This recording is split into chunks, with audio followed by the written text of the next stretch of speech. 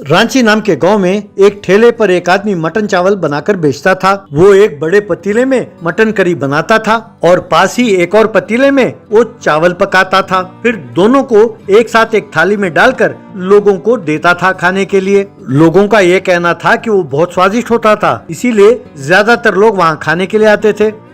उसी गांव में राठौड़ नाम का एक निकम्मा रहता था। वो लड्डू नाम के एक व्यक्ति को अपने साथ रखकर पूरे गांव में आवारागर्दी करता रहता था। उसका चमचा लड्डू राठौड़ पर बहुत गर्व करता था। वे दोनों ठेलों के पास जाते थे और बेकार का खाना खाते थे, फिर फिल्म देखते थे, रात को शराब पीकर झूमते हुए घर लौटते थे। यही उनका हर दिन का काम था। क्योंकि सारा पैसा राठौड़ खर्च करता था, लड्डू उसके प्रशंसा का पुल बांधता रहता था और राठौड़ मन ही मन फूलता जाता था।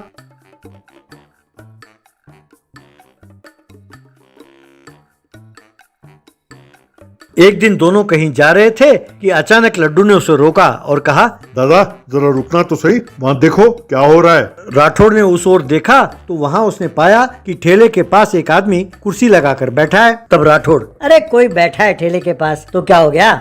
तब लड्डू, क्या बात हुई दादा, वो ऐसे कैसे बैठ सकता है। अरे इस गांव में आपका भी कोई नाम है, आप यहाँ से गुजर रहे हो तो उसे उठकर खड़ा होना चाहिए और आपको सलाम ठोकना चाहिए। बजाय इसके ये कुर्सी पर पैर पे पैर डाल के बैठा है। ये मुझसे देखा नहीं जाता। दादा आप जानते हो मेरे दिल को कितना ठेस पहुँचा है। राठौड़, दिल को ठेस पहुंचा है तो ठीक है, अब मुझे क्या करना होगा। लड्डू, कुछ खास नहीं दादा, बस 5 मिनटों के लिए आप उसके सामने एकदम ठाठ से बैठो, बस काफी है। तब राठौड़, अरे मूर्ख, वहाँ फिल्म का टाइम निकला जा रहा है, अब ये सब करने की क्या जरूरत है। तब लड्डू, अरे फिल्म का क्या है दादा, कभी भी देख सकते हैं, ये बहुत जरूरी है। तब राठौड़, अब तुम चाहते क्या हो, मैं जाकर उसके सामने बैठूं, इतना ही ना। चलो ठीक है। यार लड्डू, तुम मुझसे इतना प्यार करते हो। यूं कहकर उस आदमी के सामने एक स्टूल पर जा बैठा। बैठकर, क्यों, अब ठीक है ना।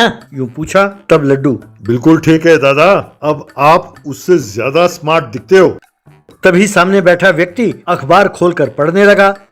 ये देखकर लड्डू, हाँ, हम भी ये सब नाटक जानते हैं। कहकर वो एक अखबार लेके आया और राठौड़ को देकर, दादा इसे पढ़ो, यूं कहने लगा। अखबार लेते हुए राठौड़, अरे मूर्ख, तू जानता है ना कि मैं पढ़ना लिखना नहीं जानता, अब मैं ये अखबार कैसे पढूं। तब लड्डू, अरे दादा पर वो तो नहीं जानता ना कि आप पढ़े लिखे नहीं हो, बस पढ़ने का नाटक करो। राठौड़ ने ठीक है कहा और अखबार पढ़ने का नाटक करने लगा। तभी उस आदमी ने अखबार पढ़ना बंद किया और उसे पास रखकर, एक मटन चावल का प्लेट देना, यूं कहा। तब ठेले वाले ने कहा, ठीक है साहब, अभी लीजिए। तभी लड्डू, सुनो, दादा के लिए स्पेशल मटन चावल बना कर देना, टेस्ट एकदम बढ़िया होना चाहिए। हाँ। तब ठेले वाले ने कहा, हाँ ठीक है साहब, ठीक है। तब राठौड़, ये हुई ना बात Laddu, I love you Laddu. यूं कहा। तभी सामने बैठे व्यक्ति ने पैर पर पैर डाला। ये देखकर राठौड़ लड्डू की ओर देखने लगा। तब लड्डू, क्यों दादा, आपके पैर नहीं है क्या। तब राठौड़, किसने कहा नहीं है, मेरे भी 2 पैर हैं। तब लड्डू, तो देर किस बात की दादा, आप भी पैर पर पैर डालो। यूं कहा। तब राठौड़, अरे इसमें कौन सी बड़ी बात है। कहकर उसने भी पैर पर पैर डाला। क्यों, कैसा लगा। यूं पूछा। तब लड्डू, अरे एकदम बढ़िया दादा, बढ़िया, मैंने आपको इतने ठाठ से बैठते हुए कभी नहीं देखा। तभी सामने बैठा व्यक्ति अपने दोनों हाथों को सर के पीछे रखा और पीछे की ओर आराम से झुकने लगा। ये देखकर लड्डू, अरे दादा आप भी ऐसा ही करो। बस राठौड़ ने भी वैसा ही किया, लेकिन क्योंकि वो स्टूल था, राठौड़ एकदम पीछे गंदे नाले में जा गिरा। ये देखकर लड्डू वहाँ से भाग खड़ा हुआ। नाले से उठकर राठौड़ ने यहाँ वहाँ देखा। तभी उस कुर्सी पर बैठा आदमी खड़ा हुआ और कहने लगा, भैया वो मटन चावल कैंसिल कर दो, और वहाँ से चला गया। तब राठौड़, अरे कमीने लड्डू, मैंने तेरा क्या बिगाड़ा था, मैं चुपचाप सिनेमा थिएटर की ओर जा रहा था और तू मेरा ठाठ बनाने के चक्कर में मुझे यूं गंदे नाले में गिरा दिया।